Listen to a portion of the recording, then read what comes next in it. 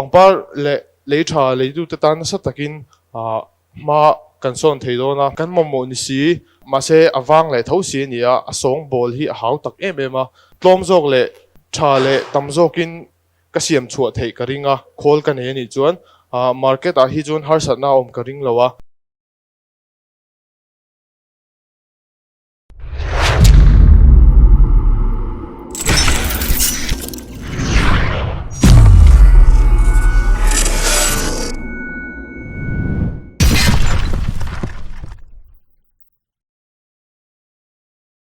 Tun episode hian kan startup som pakhat ten kan thang chwa pa te ma a an chengrang anon gaw don ani tin kan show hi in lo thir to chuan in shet thawanga kan soinon le anga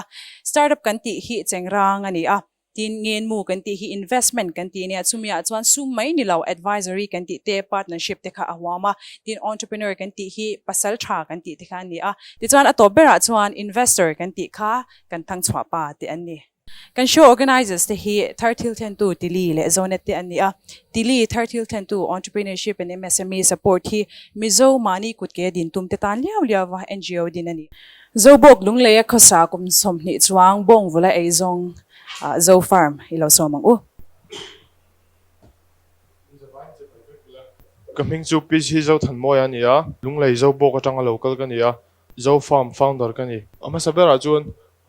Mizoram chunga organic manure lei tha kan ti mai kan en chuan Mizoram a hian product hi alatlem em a kan bong nei sa te heng atanga lei tha kan siam chu hi Mizo te hian abigin aizol biga po kan in dai lo na hi an sa em a abigin khopui chunga kan mu thei chin ho hi chemical tel le phailama tanga kan import de over kan ya nei sa song bol na kan man tur kan song bol na thiang him taka khola kan song bol na hi ala lawa ke mani hi bong vul kan ni tuna hian som ni vel kan neya chon kan bong ek hi hlalna tur mu mal le a market hi a lawa khan a man manin a duin an lo la duin an le a ji a dui a thlonin an la khatenga tiral kha kan nia tuna hian stock sa hi atlem bera hian 50 to 60 ton vel kan neya a thena luang rala a then kan da that the ang kan da thada chuan henga tang hian thil dam tak kan siam theya a bigin organic manure kan ti bong ek lei tha le vermicompost te bokasi Japan technology atanga an siam chemical tello te ania pangpar le lei tha le du te tan sa takin ma kan son theilo na a marketing hi tun din muna hi jon are thi mumal takin om lawa kan mo ni si ma se awang le tho si ni a song bol hi hau tak em a tlom jok le tha le tam jokin ka siam chua thei ka ringa khol ka ne ni chuan market a hi jon har sat na om ka ring lawa a price ero hi chu kholina her dan thei ke mana ataka kala experience lo wangin kala soi thei lawa ma se khol ka ne ni chuan tuna bong ek lei theya kan mu hi tuna mi a hi chun atlom ngei don ti kha ka soi duwa chun investment opportunity hin loan na mo government fund hi ka aim deuh beran ya amaro chu seed fund ka mu thei don ni chuan hemi hi 2 lakhs or for 2% in kaphalani kalonga ole min kian deuh nin ka hria bong e katang organic siam department hoi betem agri le horti ho ai belo kema hi le khazir zo chi kan ya bia ka chok chia khating lam pang haing ma kala ti man lo ta an chung ko e zon na berania chuan kanu le pa hian bong vul char kha ngai sia kan man lawa tuna hen karon tum chhom fel mek khami offer chungchang kan soima kan soima sak du chune china kan soft loan le engei ni ka government fund ang khai be sei tho kai soya ta khan advice kan chede kan pe chenga department lampang ho hi beron lok la agree le horti bekin organic manure kan tiang chi te organic fertilizer kan tiang chi ho shim siam chona kan capital subsidy hi atlaim the government a hen scheme oma an mani hne na chu ni lo zo chiang anga chu mi mang chuan engemaw chen chu I funding nge ni a production ni siam na capital cost kha engemaw chen chu I mu thei tura ka nga ya chu ti chuan ma kan hroi pat do ni chu dang le a chuan a market hi thani hei ina khuan kanu nen hian ar kan vul ve a ar ki ke ni pon kan up thin ani a thakop maya kan a demand hi supply hina dei lawa an ron cha nga zera thian ina pangpar kan khoya dragon fruit kan khoya engengamo chuk to huan ta kan siama in chunga mi zo chu khanga khan demand hi sang maya chu engtin nge address tum dan khalaya khan tuna hian I packaging ti dan te a rate a pricing zat in nge chir dan te I supply dan supply chain tin nge siam dan te kham mishil them o tuna ta khichun china ka soeng han khol man ka tuma bong ek bi ka chuan khol man ka tuma khami kholina a her chu kha a non dan te khatiang zong kha khatiang zong khan a ri na kha asiam don ta khami manga shaltur kan hi wang hang kala sha chiang lo ta chuan ar ek te vok ek te chu bokasi siam na hin kamamo don a khola khan mani deuh khan ke pokan research vel hu aya hemi chungchang hi a khol hi tlom lo rewin ka shia tlom lo aman za ting zat vel nge khol pakhat noi thuma tanga noi nga in kar chu a end to end process a dei ve kami hemi a bong ek atanga a top of fertilizer ani thleng kan a dei adik vek imo a tho dan tak hi kema research ajun bong ek big chawin ta anong hi a di water nan ta enge a sor fu ta a tui zong a paya chuan a tak kha a rawin a ron chuk ta ma se kha raw hak khu thei ang kha ni don lo ta nong nek kha chu ni don ta khami kha kalashia thiam lo wangin a shal na tura kha chun idea tu na tak hi chung kala nei thei shi lo la tur lai kha poi mo lai to mai business kan ngai tu zon khoya nge kan shalang tu ten hian ange kan shalang ti lai kha ngai tu masak ngai tu uluk lu tu ngai ne kan ti tiang khalai kha I market dan tur kha chiang zo kin ron formulate le na kina I ho huna mo packaging angin tin ngai siam don ti te mania so lungle ya son horti department ho watangin organic manure ma tunai siam ang deu chi kha ka leya back khati za tu man ti ya government a po supply na tur opportunity ne omin ka shia ithil ti hi practical ka ti riau tunlai khovel na mamo boxi government a supply thei bok tin mimala soito angan pangpar khoi dragon fruit ching neuwa demand sang boxi engtin monita ka hey a right mix of product le engeni price le ka ting song ka right mix ai siam chuan market enter market thada hi izu tep thei don in ka shia ka phur poi khop mai che lo mai zotan moya tuna ikhol le tum kha le thei lo ta la poisa kha nei dei lo ta la malak thawi tu mem kalpui thawi tu mem he tum soft loan na mo lak katuma ma se tu na ta khichun boina pakhat ka nei chu englo loan hi kala thei ri lo tu na hi chun khami kha ka boina deuh daran ngai ani kan zot le chenga a marketing lampang hi ka tui puyang reng ngai chu khata khan ani lunglei area kha I cover zawangem kum khat chungin lunglei khopui pumpui khai chom zo manangem a demand topakha lunglei kho pui chu ka chom zo bachelor ka zir lai khan tian pocket money te kalo in tuak ve ta chun lunglei a ka thon thla thakhat vel ka ti khan shal na tur hi om mang to lawa lunglei chu kan la tlema ma se tuna ka tumanga ka ti thai ni chun aizo hi ka ron lut na lang ani aizol lu don ta la eng tiangin ngei ruaman timela heta warehouse lian tak den chenin nge as per demand angini kalpuyang ti kha B2B in business to business in ka kal karing tuna chan tuna ka tumda na chun mo ole kalome Pujisefa so mong PC zo than mo ya hi kum som ni chuang bong vulin in lo zong to a oh bong ek asal le na kha chu thu san ni ta se a bong ek song bol dan sim sim po kha a pai dan a dispose dan chung changa te po enge mo chen chu in sevio tura kan nga ya a mai ro chu kha kan hriat ang khan tu na hian a chang chuan a thlonin min an lo la a in bong ek kha a chang chuan in paya tu na po a hnok tham khop kha oh in la kol tina ni ta ni Oh. chu ka lo ngai to dan chuan hei Mizoram athil te kan siam chuak ve thina ta chuan raw material hi a then chu India ram mun hlataka mi kan la luta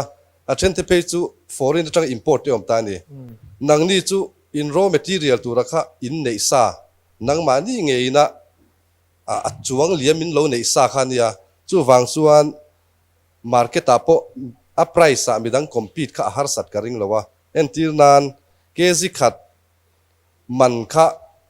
Tamil Nadu mi la daun taila a kg khat man ai khan a transportation cost po kha to zok mai the ama ro chu nang mani chuan advantage thatak in nei nang mani man chuang liam nge ya khan in siam don si a chu wang chuan thatak in han siam chuak theu lang chuan in hlotlin pui ngei po ka ringa chumi piala ma chuan in soi atanga karil ro lo om chu hemi enge manual processing lampang anga hian short course mo certificate course mo diploma mo enge mo de hi chu han zir theila enge mo knowledge han gain thei tur khan a thang em o katia a chan chu a technical lampang kha I soi thui lu tuk thei bik lawa ke ni pan kan se thui chuang lo na in chu lai te chu karil ro chu na lo ong ve de wa han enge mo thiam na han zir bel lek la a song bol dan po thazok le tangkai zok te pon siam suak thengem o ti te ril ru lo om boka chuan a packaging chung changa hian hei bong ek kan mu chuan a then chu a rowa a lo dum de huwa ma khang te kha chu a thiang hlim to zok ta ni ama ro chu karil ru lo om thina chu ei ar ek kan ti te bong ek kan tiang te po hi a packaging thatakin nal takin siamila hemi supermarket a te po da ngam khopin khatiang khan siam suak theilang chuan a that karinga tin thil ti tumi han ti hlotling theilang chuan nu ho la kai lak ngotang abikin pangpar lam ka tiro pangpar karon focus lat me kumeng sang ini kha som ni le pa kum hi som ni pani ni a ba English is out che atara Oh. tuna han hei noi ni pe thei tu tur che iman chua lo pe ta che se I chun zom non ti kha chu chianga lo pe lo ta che se engting I tiang kema milo pelo ni chuan kema in kai in kho langa entina lungle da po a hran na tura om chuan ei a thon nei me a tiral to lovin tuna chuan ka man to a khati khan ma kala veang khalai khan kan lo in tlazep kan lo tlazep le lo konga zo than capital hi imamo berni na langa izia ang hi chuan Oh. le capital le technical know how heta bu Joseph Asoyang khan technical knowledge kan tiang ji kha tuna hian MS hey registration ni ti to nei kan enchina ilati lowa khoyama tiro udayam portal ti MSME registration portal ti khan lo lut la ta chuan MSME yang in registration lo ti phot la ta khan collateral free loan an tia da kam ngai lowa MSME promote nan noi som thleng hen loan alak theya chu chu a interest pot le me ma 8.9% vela monia nga sang lowa chu chu lo ngeven lati kha kan advice le lok du che a kumsom ni bong in vul to bong ekatanga le thasiam po he I tinasa to in garinga ni I learning curve kan te khat to tanga ma ni injirin jira hei Oh. lo thre thiam biang ka inei chau to in garinga engzat velen nge shalitum a kezi entan kezi angin nge zora kezi khat kezi angin zuar tala kezi khat kha engzat nge shalituma engtin nge ti tum dan tuna kan zor dan hi chuan mo a training kan zor ta train khati kezi som pani tanga som pa in kar velen ta chuan a hu dan a hnong dan a zir khan ta ma se khola mu mal taka ka song bol the ni chuan a kezi in ka shalanga chu thing chuan mani dewa chu horti department atanga ka man ka le chu kan soizaw le lo ka nga zathum or zathum somnga nita ka a price ka lo chin chia ching chia to lo zathum bor velania bek arham bu fai bek tiat vel hi ani ta jon bong ek le ai varmi compost ang de winan siam pon ni mete bong ek kha tam bera thing na noi vele le kha atam em boka abong ek tak kha chu buk ta la ke si som chu chua ka ring lova chu tiang tur chi compete pui theng em i khatiang ha chen tuna kan khala po hian khatiang kha chu kan du lo hrim hrim ta i kan song bol dana hian kan da khom thura i chon khami ha kan up to pa tharu ka changa kum khat vel hi athi adum ve ka ngai ta chu i kan shal chua chon bol lo atel ngai lo hrim hrim chuan i en lo trin khat chu bucket khat chu i som nga tanga som ria ting kan thal lung le a chuan tharuk chung up angai chuna production cycle ka tharuk chu a minimum a atlem berai ti na ni mo oh arei khop maya tharuk chung khan machine nei chuan kha engtiri engtin nge ipo toy thayang tharuk kha thakhat amokar ni engza chung in nge i dry thayang i entinan i voina e ashinga lo chuaka an ek chu hi i kan her nga langa a ro ngal vek theita amaro chu khatia ashing sa atui pai chu ro nga ro ka chu alo that lo changte om veta a thi ai kha chun a thadon lo shim shim da i kan man da na nga kan ngai tu chun i khami kha ni chuan i entinan tuna ka stock sa hi ka her chungin a thar lo om lekha ka up zelanga chuan i collect bongvul dangte tangin ashing kha ai tom zokin ka collect anga ti khan ka stock anga chuan i ka shal aro thaping ha ka shalanga a thi tha kha chuan khang ka shal chung khan alowin up vele don ni chu i ka her to sa ho po kha cycle khan om chak chak don tin ani ta chuan 2% moi offer no ni probat le pu joseph te khan han ti deu te sia 2% alam hian bertlat mai ti ro 2% chu tam lo nia hey tuna ila tan lowa chuan kum som ni chung kha mumal takin in lo la sal chuang lo boka tuna tan tumin ti hian in tia kan tili lama tang chuan nuai ni khan ron offer ngal che ni a tha i tha do nan sia chuan ama ro chu i chan ngai hlotling don po tian siat lo po khan nuai ni offer chia nang marin na sa takan ngatina ni chu ti lai kara 2% share lek kha chu awa be tham de ve ka ti ni kare ru chuan du ta chen ti san the ta lo ale ka chu na kinang ngai twa kan ting te ro zon le chana tang khan kan jiri te pon i thu thuk na kan siam thei to in kan ring zo pai ron din puya zo farmi ron din puya kan lom tak zet ki po ka lo